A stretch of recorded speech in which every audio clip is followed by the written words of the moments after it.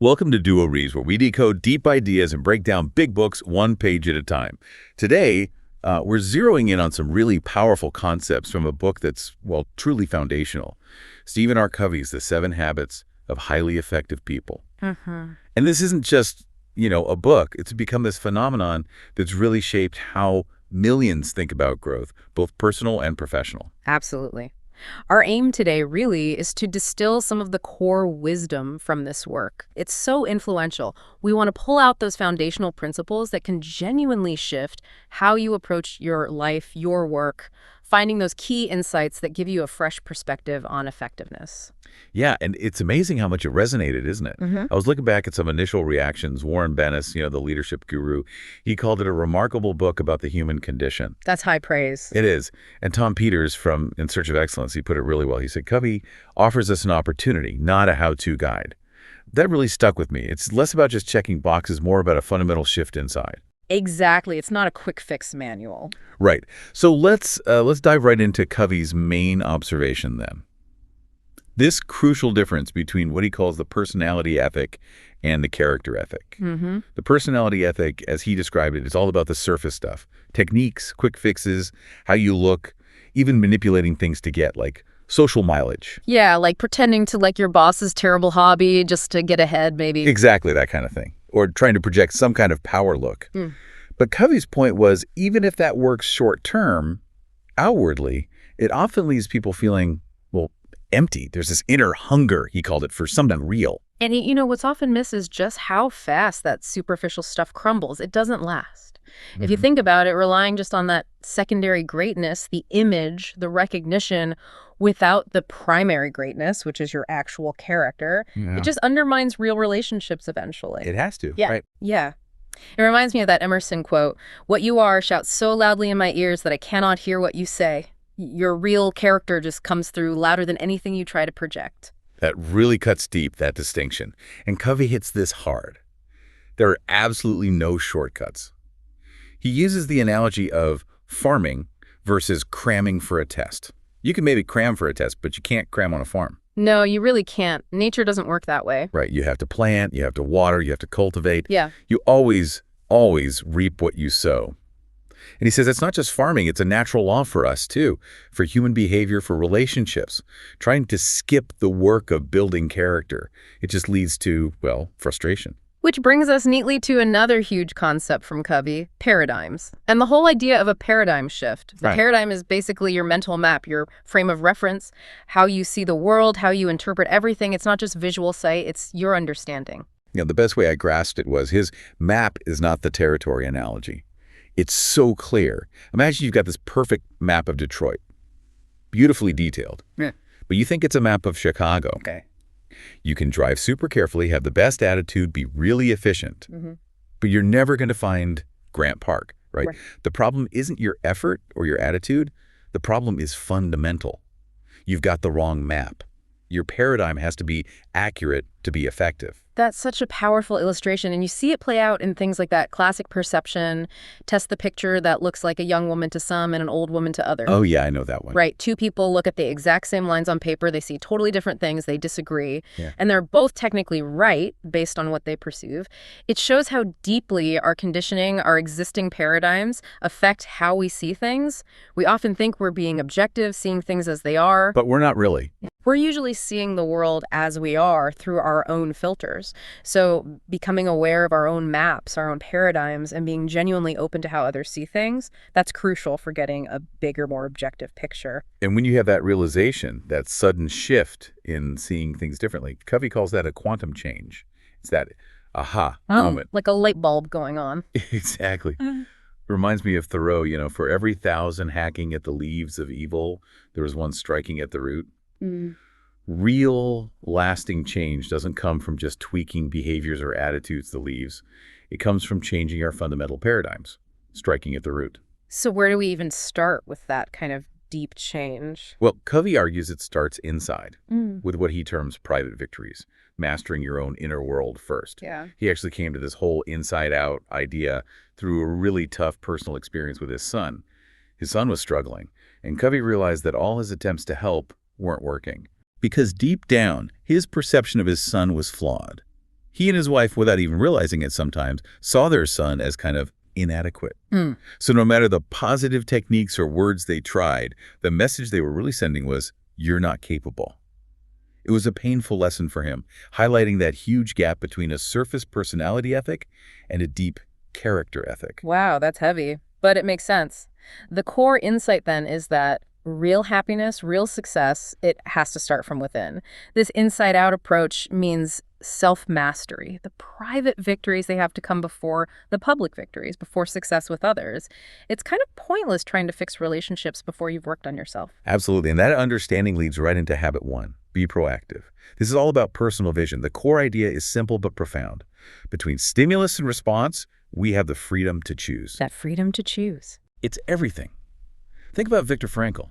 In the Nazi death camps, he lost literally everything: family, possessions, freedom. Yet even there, he found his ultimate freedom. The freedom to choose his response, his attitude, in the face of unimaginable horror. That ability to choose is uniquely human. It comes from our self-awareness, our imagination, our conscience, our independent will. And the contrast he draws is so clear, isn't it? Reactive people just get buffeted around by their environment, by how others treat them. Their feelings drive their actions. But proactive people, they carry their own weather. They're driven by their values, not their feelings or circumstances. Yeah, and look at the language we use. Reactive language, you're like, if only, I can't, I have to.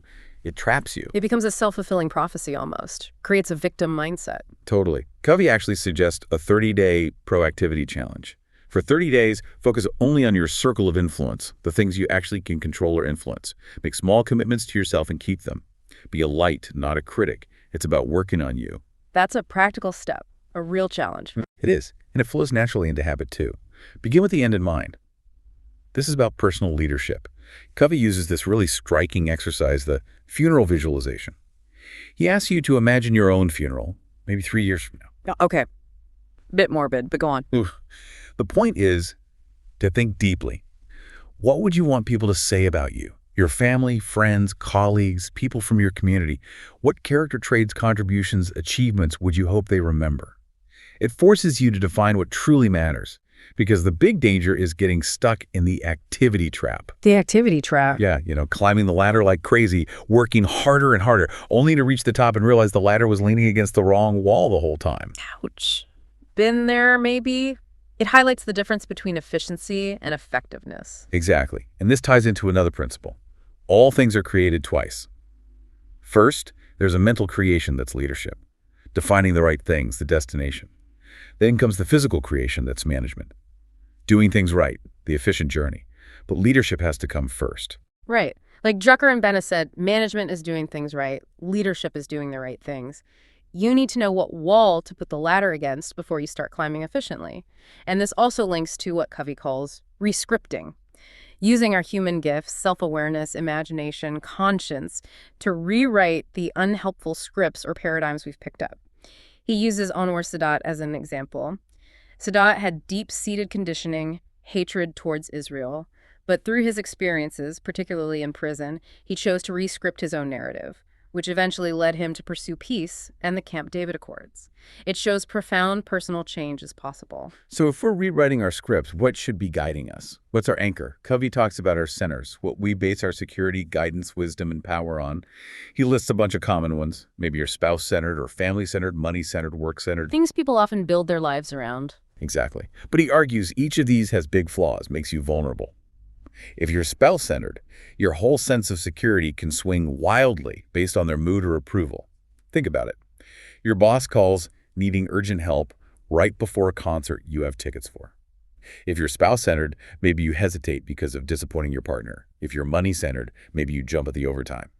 If you're pleasure-centered, you're annoyed about missing the concert. Each center gives you a different, often unstable compass. So if those common centers are shaky, what's the stable alternative?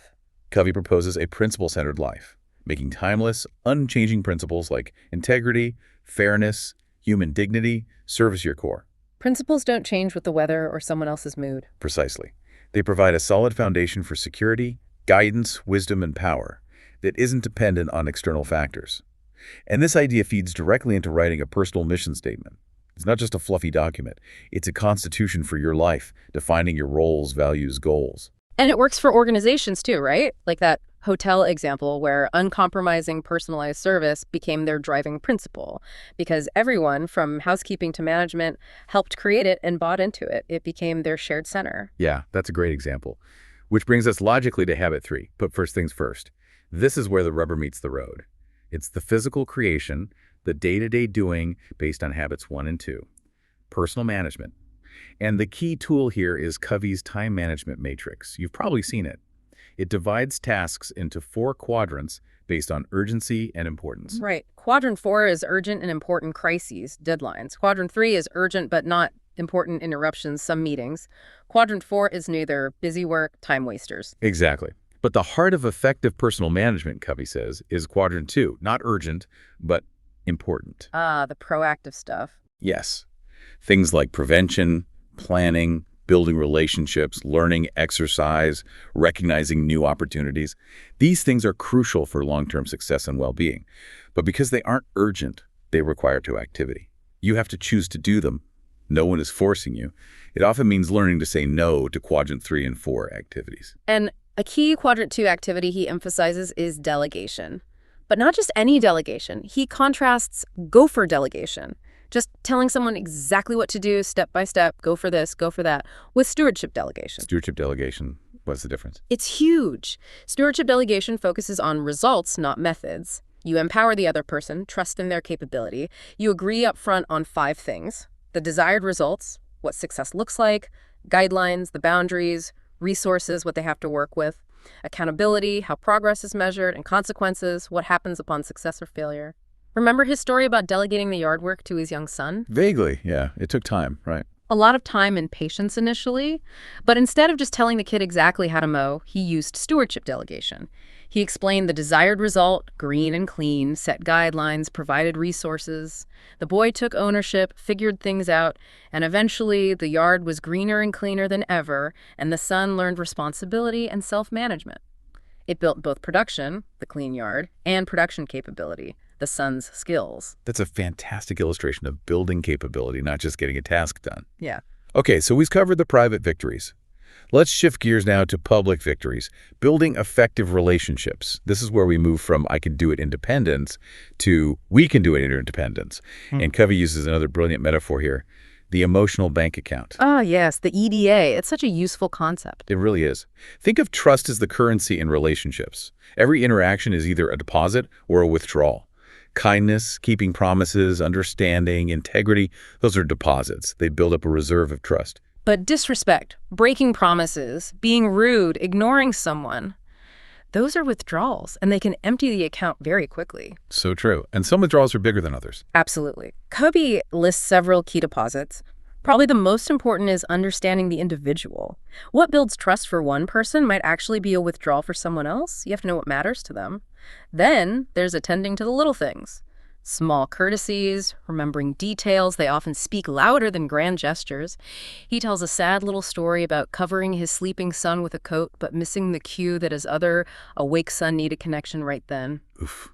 The little things matter. Immensely. Also, keeping commitments. This is huge. Breaking a promise is one of the biggest withdrawals you can make. And clarifying expectations. So many relationship problems boil down to unspoken or mismatched expectations. Talking about them up front takes courage, but saves so much grief later. That's a big one in work and personal life. Definitely. Then showing personal integrity. This means being loyal to people who aren't present. If you gossip about someone behind their back, the person you're talking to knows you might do the same to them. It erodes trust. And finally, apologizing sincerely when you make a withdrawal. If you mess up, own it. Apologize quickly, sincerely, without excuses. It can actually turn a withdrawal into a deposit it handled well. That's a really practical toolkit for relationships. And it sets the stage perfectly for habit 4. Think win-win. The principle of interpersonal leadership. This isn't about weak compromise where everyone loses a bit. It's a mindset, a frame of mind and heart that actively seeks mutual benefit, finding solutions where everyone feels good about it and is committed to the plan. It sees life as cooperative, not a zero-sum game.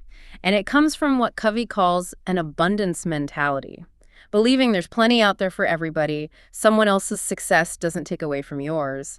This is the opposite of the scarcity mentality, right? Where people have trouble sharing credit, feel threatened by other success, always comparing and competing because they think there's only so much pie to go around. Exactly. And that scarcity thinking leads to other approaches like win-lose, I win, you lose, or lose-win, I lose, you win being a doormat, or even lose-lose. If I'm going down, I'm taking you with me. None of which are sustainable for healthy, interdependent relationships.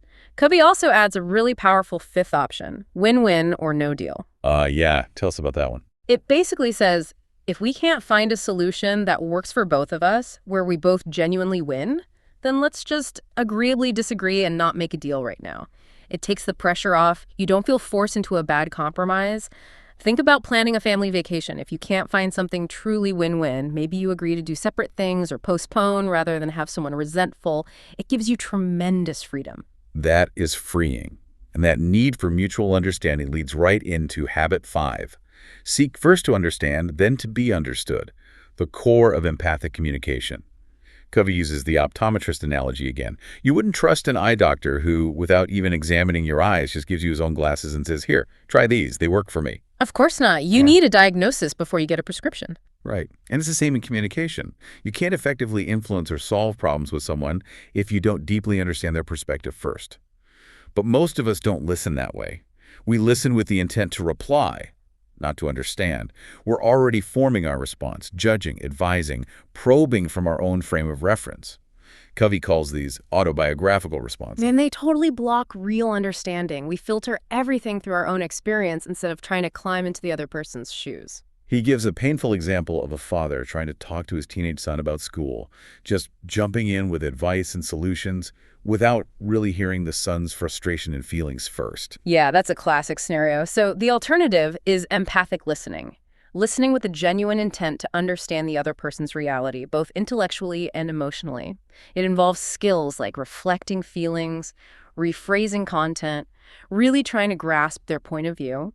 It gives the other person psychological air, lets them breathe and feel heard. When people feel heard, they open up, and you get to the real issues. It's about building that trust account first. Exactly. It connects back to that Greek philosophy of persuasion. Ethos, pathos, and logos. Ethos is your credibility, your trustworthiness. Pathos is the emotional connection, the empathy. Logos is the logic, the reasoning. Most people jump straight to, logos, here are the facts, here's my argument. But Covey insists you need ethos and pathos first. Without trust and understanding, your logic often won't land. Build the relationship before you try to solve the problem. Makes sense. Okay, so that leads us to the peak of the public habits. Habit 6. Synergize, the principle of creative cooperation. Synergy is when the whole is greater than the sum of its parts. 1 + 1 = 3 or 10 or 100. Well, It's about creating new possibilities, solutions that weren't on the table before. A third alternative. It really builds on all the previous habits, doesn't it? You need the security from private victory, you need win-win thinking, and you definitely need empathic communication to get there. Synergy requires openness, trust, and being okay with a bit of uncertainty because you're venturing into new territory together. Can you give an example? Sure. Think back to that vacation scenario. Husband wants fishing, wife wants to visit her sick mother. A compromise might be splitting the time, leaving both partly unsatisfied. But synergy, building on high trust and understanding, habits 4 and 5, might uncover deeper needs. Maybe he needs relaxation and solitude, she needs family connection, and to fulfill a duty. A synergistic solution might be finding a lakeside cabin near her mother's place, satisfying both core needs in a new way. That's fishing for the third alternative. Finding a solution that's better than either original idea. Exactly. It often involves valuing differences and using both sides of the brain, the logical, analytical left brain and the creative, intuitive right brain. When you combine those perspectives respectfully, amazing things can happen. Okay, we've covered the private and public victories. That leaves the habit that sustains it all. Habit 7. Sharpen the saw. Balanced self-renewal. This is about taking time to maintain and enhance your greatest asset, which is you. It's investing in your personal production capability, or PC. Right. If you just keep sawing, producing, without ever sharpening the saw, maintaining your ability to produce, eventually the saw gets dull and ineffective. Covey identifies 4 key dimensions of our nature that need regular, balanced renewal. The physical, the spiritual, the mental, and the social-emotional. Let's quickly touch on those. Physical. That's about caring for your body. Regular exercise that includes endurance, flexibility, and strength. Good nutrition, rest. It's a classic quadrant 2 activity, important, not always urgent, builds long-term capacity. Spiritual. And this isn't necessarily religious, right? Not necessarily. It's about connecting with your core values, your center, your purpose. It could be through prayer, meditation, spending time in nature, immersing yourself in great music or literature, renewing your commitment to your personal mission. Covey shares those lovely symbolic prescriptions from a doctor.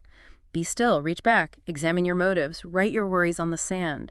Ways to find perspective and peace. I like write your worries on the sand. Then, mental renewal. This is about keeping your mind sharp and growing.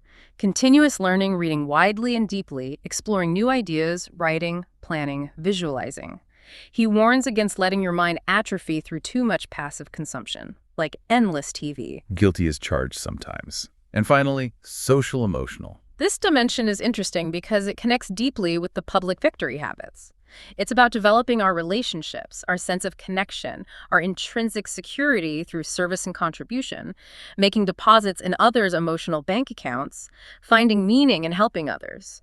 Dr. Hans Selye called it earning thy neighbor's love. So sharpen the saw isn't just one more thing to do. It's the habit that makes all the other habits possible. Precisely. Covey talks about the daily private victory, committing to at least 1 hour each day for renewal in the physical, spiritual, and mental dimensions.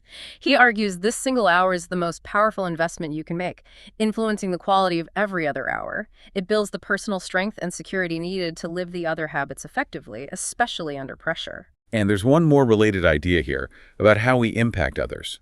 Scripting others. Yes, this is powerful. As interdependent people, we function as part of the social mirror for those around us. We reflect back to them an image of who they are. We can choose to reflect back a distorted, critical image based on their weaknesses or our own biases, or we can choose to reflect back a clear, encouraging image, affirming their potential, their proactive nature, their strengths. Like believing in someone can help them become that better version of themselves. Exactly. Think about the Pygmalion effect, or those studies like the computer IQ experiment, where teachers' mistaken beliefs about students' potential dramatically affected the students' actual performance. Our belief in others can literally help shape their reality. Like Don Quixote seeing the noble Dulcinea and the ordinary Aldonza in Man of La Mancha, we can help people see and live up to their best selves. That puts a lot of responsibility on us in our relationships. It does. And Covey connects this beautifully to the idea of the intergenerational family, grandparents, aunts, uncles providing crucial roots, identity, support, and wings, freedom, encouragement for children, often acting as wonderful, positive mirrors. So wrapping this all up, this journey through the 7 habits really brings us back to where we started. Genuine, lasting change comes from the inside out. It's about working on our fundamental paradigms, striking at the root. It's not a quick fix, but an ongoing upward spiral. Learn, commit, do. Learn, commit, do. And it requires vulnerability and deep communication, like in Covey's own story about the Honda trail cycle rides with his wife. Those conversations uncovered layers of their own conditioning, leading to personal healing and better parenting. Stephen Covey's The 7 Habits. Yeah. It really does hold up, doesn't it? The principles feel timeless, offering such a potent path for real transformation for ourselves and how we connect with others. Absolutely. And maybe a final thought to leave folks with. If our inner maps, our paradigms, are truly the lens through which we see and interpret everything, how can we actively cultivate a constant curiosity about how accurate those maps really are? Especially when we encounter different views, how can we stay open to refining our maps, ensuring we're always growing towards a clearer, more effective understanding of ourselves, others, and the world? That's a challenging and vital question to sit with. A perfect place to pause. Thank you so much for joining us on this exploration today. We hope you'll consider how these powerful habits might apply in your own life, maybe even starting your own journey of rescripting.